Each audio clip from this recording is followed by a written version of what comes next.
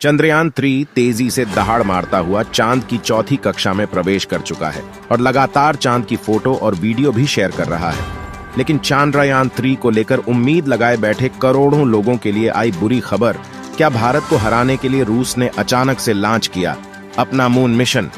चांद के दक्षिणी ध्रुव पर सबसे पहले उतरने की होड़ में भारत का चंद्रयान 3 और रूस के लूना 25 के आपस में टकराने का खतरा आया सामने। ये स्पेस एक्सप्लोरेशन है या भारत को नीचा दिखाने की कोई साजिश? दोस्तों, हमारा चंद्रयान 3 इस समय चांद के चौथे ऑर्बिट में चक्कर लगा रहा है और ये चांद पर उतरने के काफी नजदीक है।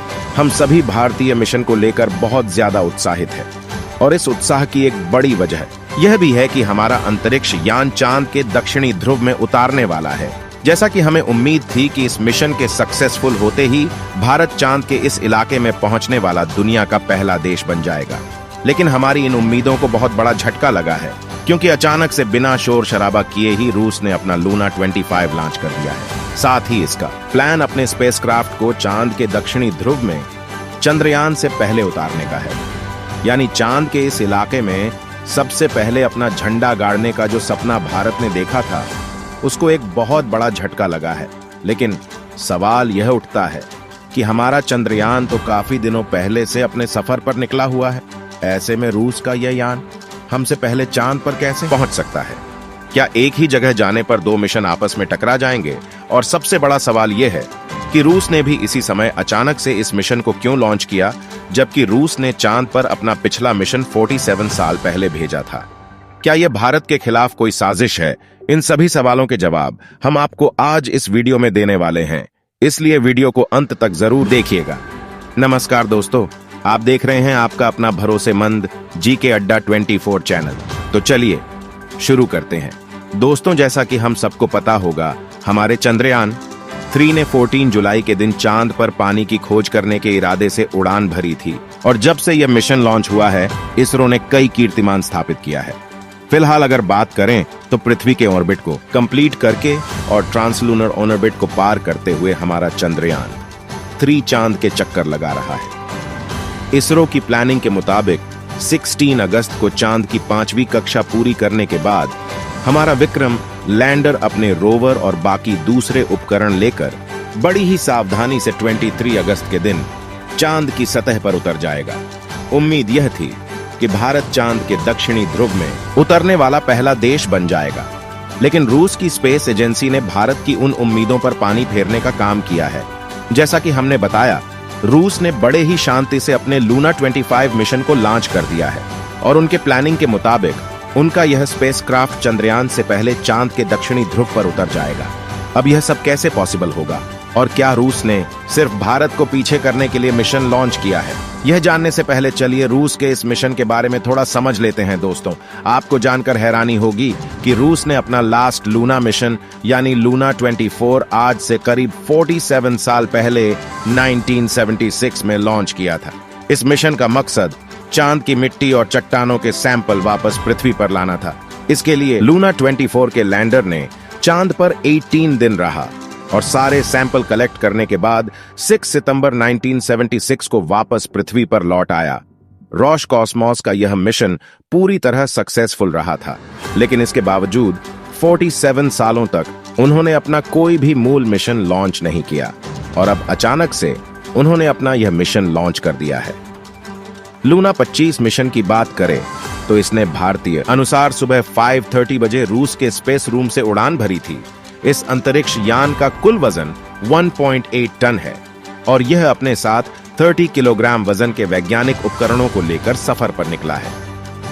रूस का लूना 25 मिशन का मकसद चांद के दक्षिणी ध्रुव पर सॉफ्ट लैंडिंग करने वाला दुनिया का पहला देश भारत नहीं बल्कि रूस को बनना है और चांद की आंतरिक संरचना और सरफेस पदार्थ पर शोध करना और पानी की खोज करना होगा। इसके लिए चांद की सतह में करीब 6 इंच गहरा गड्ढा खोदकर वहां से सैंपल निकालेगा और फिर उसमें जमे हुए पानी की खोज करेगा, जो कि चांद पर मानव जीवन के लिए अब बहुत इंपॉर्टेंट है। अपने इस काम को करने के लिए लूना 25 चांद पर 1 साल तक रहेगा और एक्सपेरिमेंट करेगा, जबकि हमारा चंद्रयान 3 का मिशन चांद पर सिर्फ 2 हफ्ते का होगा। अब बहुत से लोगों के दिमाग में यह सवाल होगा कि रूस का यह अंतरिक्ष यान हमारे चंद्रयान के लिए कोई बाधा तो नहीं बनेगा? क्योंकि दोनों मिशन तकरीबन एक ही समय पर चांद के एक ही इलाके पर उतरने जा रहे हैं।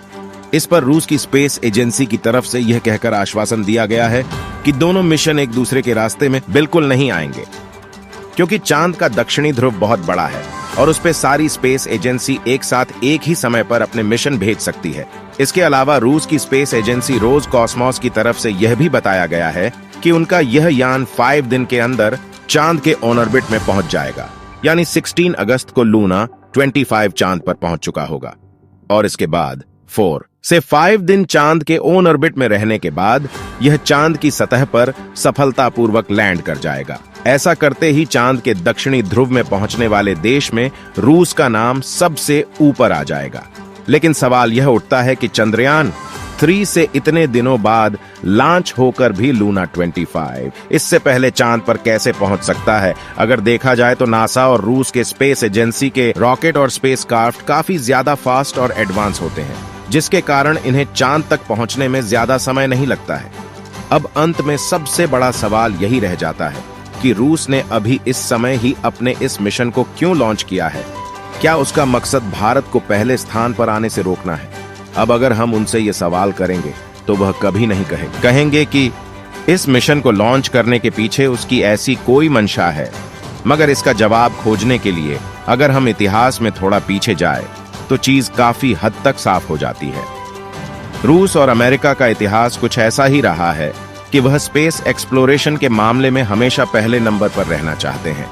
यहां तक कि 1951 से लेकर 1975 के बीच स्पेस एक्सप्लोरेशन के मामले में हमेशा पहले नंबर पर रहना चाहते हैं। यहां तक कि 1951 से लेकर 1975 के बीच स्पेस एक्सप्लोरेशन के फील्ड में अमेरिका और सोवियत यूनियन के बीच मुकाबला भी लगा हुआ था। दोनों ही देश कुछ भी करके आगे निकलना चाहते थे। यहां तक कि इनकी सोच की वजह से बहुत से वैज्ञानिक एस्ट्रोनॉट्स और बहुत से बेजुबान जानवरों को अपनी जान भी गंवानी पड़ी थी। इतिहास में इस इवेंट को स्पेस ड्रेस का नाम दिया गया था। तब से यह दोनों देश इस फील्ड में खुद को सबसे ऊपर रखना चाहते हैं। ऐसे में हम कह सकते हैं कि रूस ने दक्षिणी ध्रुव में सबसे पहले पहुंचने वाला देश बनने के लिए ही यह मिशन लॉन्च किया है। लेकिन इस मामले पर कुछ भी यकीन के साथ नहीं कहा जा सकता, क्योंकि देखा जाए तो मूल रूप से अपने लूनर 25 मिशन को अक्टूबर 2021 के लिए प्लान किया था। बल्कि इतिहास में थोड़ा और पीछे जाकर देखें तो पता चलता है कि यह मिशन अलग अलग कारणों के चलते करीब 25 सालों से डिले हो रहा था। यानी ऐसा नहीं है कि रूस ने भारत को पीछे करने के लिए ही अभी ताजा कोई मिशन बनाया है। यही वजह है कि इस मामले में खुले तौर पर कुछ भी कहना उचित नहीं होगा। लेकिन सच्चाई यही है कि रूस के प्लान में अगर कुछ गड़बड़ी नहीं हुई तो भारत अब चांद के दक्षिणी ध्रुव पर उतरने वाला दुनिया का पहला देश नहीं बन पाएगा। आपको क्या लगता है, क्या रूस ने यह रिकॉर्ड अपने नाम करने के लिए जानबूझकर इस समय लूना 25 मिशन लॉन्च किया है? अपना जवाब कमेंट के माध्यम से जरूर शेयर कीजिएगा। चलिए दोस्तों, इस वीडियो को यहीं पर खत्म करते हैं। इस वीडियो को एक लाइक जरूर करें और अपने मित्रों तक इस वीडियो को शेयर करें ताकि उन्हें भी जानकारी मिल सके। और अपने भरोसेमंद चैनल जीके अड्डा 24 को सब्सक्राइब जरूर करें और बेल आइकन को सेलेक्ट करना बिल्कुल ना भूलिएगा। मिलते हैं किसी और नॉलेज वीडियो के साथ। तब तक के लिए धन्यवाद।